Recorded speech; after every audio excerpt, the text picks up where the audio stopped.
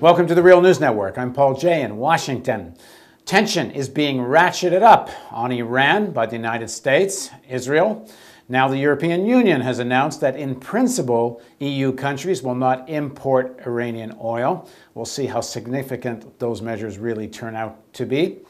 The Iranian Navy ran operations in the last couple of weeks to show that they can block the Straits of Hormuz if they need to. They say if they are attacked, they will defend themselves. That includes dealing with the stopping of most of the oil from the Middle East that travels by boat through the Straits of Hormuz. All of this is being justified based on the recent IAEA report, which some people are suggesting has the IAEA saying that there is a nuclear weapons program or evidence that suggests one in Iran. And in this interview, we're not going to get all into that again. You can watch the other interviews we've done on this. But let me just say that all the experts we have talked to say this report proves nothing of the sort. And you will get the argument for that down here below this video player, or if you click on the link up there, and you will see some of the reports we've done, including with ex-IAEA inspectors. Now joining us to unpack the current moment we're in is Gareth Porter. Gareth is a historian, an investigative journalist, and an often contributor to the Real News Network. Thanks for joining us, Gareth. Thanks for having me, Paul. So first of all, let's just quickly catch up on what's been happening. So let's start with the new American sanctions. How significant are they? What will they do? Well, first of all, it's important to understand that this whole idea of sanctions that are against the Iranian central bank as well as the oil export sector of Iran was really an idea that came directly from the Israeli government of Prime Minister Benjamin Netanyahu and his American allies, extreme right-wing pro-Israeli neoconservatives, clustered around the organization called the Foundation for the Defense of Democracies. They're the ones who put forward the specific proposal which was shopped to the Obama administration as well as to the US Congress back in November.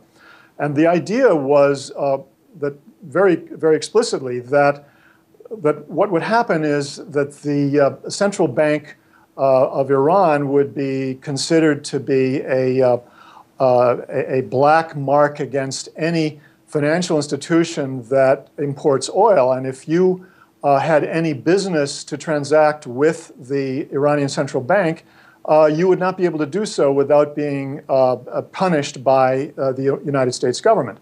And that meant that all countries that import Iranian oil would not be able to use the Iranian central bank for their payments. And of course, the idea was indeed to cut off, insofar as it's possible, all imports of Iranian oil from as many countries as possible. So how would that affect China, which is the #1 purchaser of Iranian oil? Well, the Israelis and their allies in the United States never thought for a moment that the Chinese were going to break their oil relations with Iran, nor did they believe that the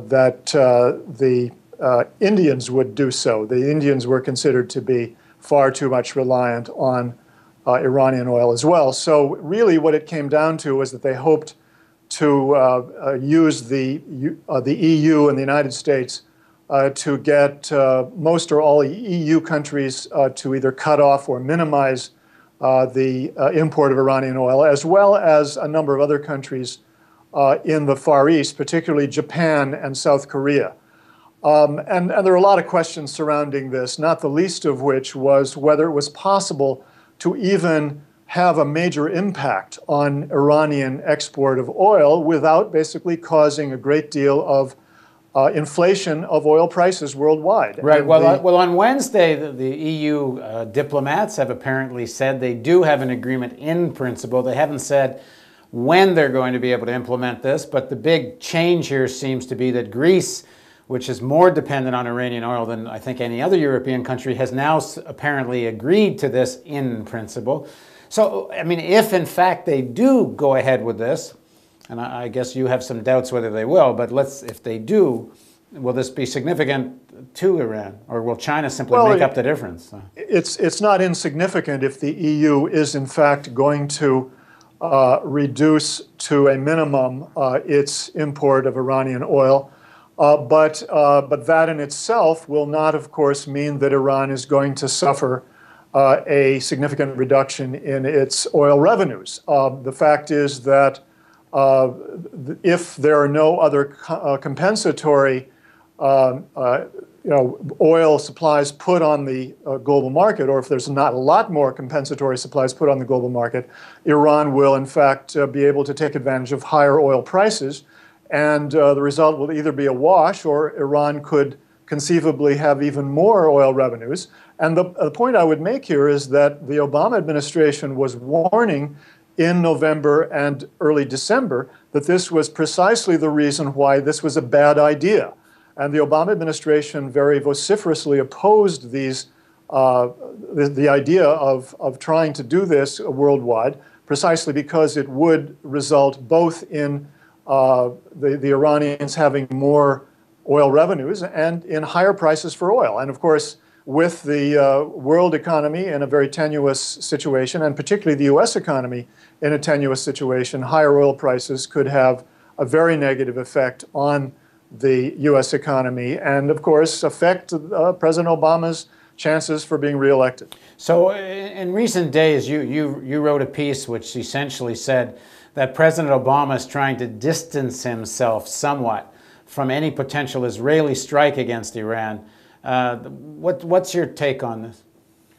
Well, what I understand from people who have been following this closely, particularly Trita Parsi, who is, of course, the executive director of the National Iranian American Council, and a specialist on the triangular relationship between the United States, Israel, and Iran, is that people in the White House and around the White House are saying that President Obama believes that he can credibly distance himself from an Israeli strike against Iran, perhaps coming this year sometime, by issuing a series of statements or having his cabinet members issue statements which clearly make it make it clear that the United States is opposed quite strongly to an Israeli strike, and that he can communicate this in other ways, perhaps to the Iranians,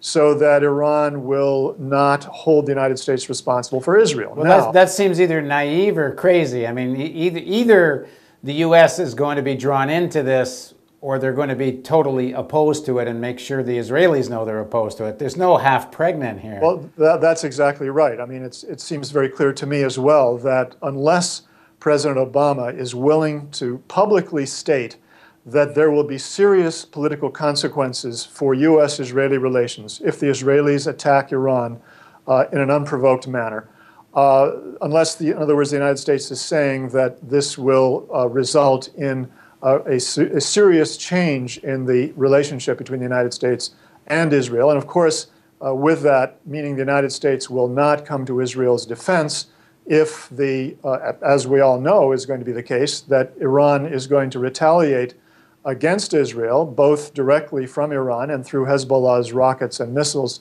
in southern Lebanon.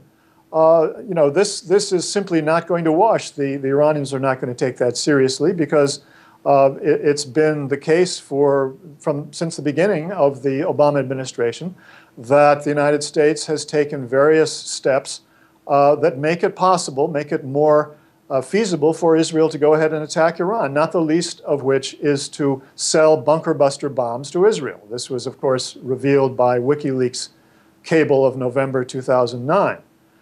So it's simply not going to be credible to Iran. And you're right. I mean, this is extremely naive of President Obama to believe that there's any way to divorce the United States from this without a major public shift in policy, which it seems quite clear he's not prepared to do. Now, how much do you think the tensions between these countries, of course, are real, But how much do you think this is about playing to domestic audiences in all three countries, meaning Israel, Iran, and the United States?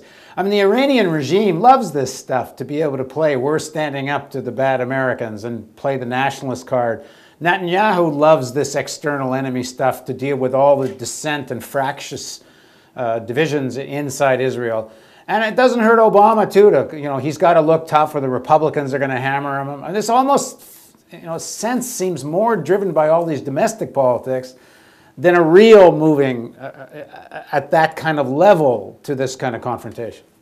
Well, I was in fact much more attracted to that approach, that there's much less than meets the eye to the threats of attack against Iran a few years ago than I am now. One of the reasons for that is that you have in Israel a situation where the former chief of Mossad, Meir Dagan, has gone public this past year. In June, his first public appearance since he left his post as head of Mossad in 2010, he revealed that he and two other major figures in Israeli military intelligence circles, the head of Shin Bet and the head of IDF, had in fact prevented Netanyahu from carrying out any adventure against Iran. And it was also reported in the Hebrew language newspaper Mariv that there was, in fact, a move by those three plus former, or I should say President Shimon Peres and one other IDF commander, senior commander, which prevented a plan or vetoed a plan by Netanyahu to attack Iran in 2010. So, and clearly this is not just a part of a charade, because Meir Dagan has gone public also in saying that attacking Iran is the stupidest thing that he'd ever heard, and also saying that this could result in the end of the state of Israel. So this is a very serious debate, a serious attack on the whole idea of attacking Iran. Our correspondent in Tel Aviv, Leah Cherechansky, did a piece on this, and we'll link that to this video as well. She has a report on Dagan's comments, who essentially said that Netanyahu and Lieberman are essentially not reckless and irrational, he called them. One of the things he said, if I remember correctly, was there's just no reason why Israel couldn't actually reach some kind of accommodation deal with Iran and with Hezbollah. He doesn't think there's any reason for this level of confrontation. And he's known as a hard right-wing hawk. So he is. He's been described as somebody who ate the Palestinians for breakfast, maybe on lunch and dinner as well. Yeah. So you're right. I mean, he is a hardliner, and yet he is saying the Israeli government of Netanyahu has got this all wrong. It's too bad that the Obama administration is not listening more to Meir Dagan and taking that very seriously. Thanks for joining us, Gareth. Thank you, Paul. And thank you for joining us on the Real News Network.